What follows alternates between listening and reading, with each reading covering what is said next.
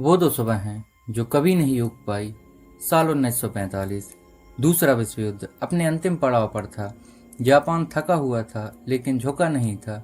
दुनिया को शांति चाहिए थी पर कुछ बड़े फैसलों की कीमत बहुत भारी पड़नी थी। 6 अगस्त, हिरोशिमा की सुबह। हिरोशिमा एक शांत शहर था। बच्चे स्कूल जाने की तैयारी में थे और कुछ लोग काम पर निकल चुके थे। ठीक सुबह 8:15 पर आसमान में एक विमान एनोला गे चुपचाप उड़ रहा था।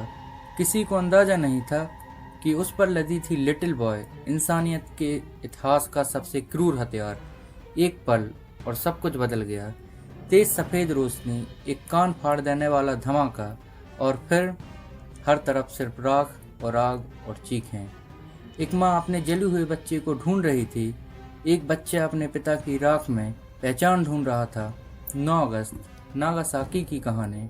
जैसे हिरोशिमा से कुछ सीखा ही नहीं गया हो।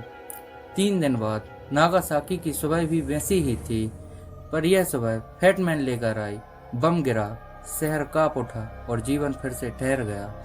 एक आदमी जो कुछ घंटे पहले अपने बगीचे में फूल सींच रहा था, अब मलबे में अपनों की तलाश कर रहा था।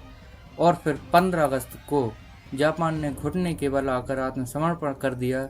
युद्ध खत्म हो गया, पर उस युद्ध ने हजारों कहानियां अधूरी छोड़ दी। कुछ शरीर बचे, कुछ आत्माएं टूट गईं, कुछ इमारतें बचीं, पर रिश्ते राख हो गए।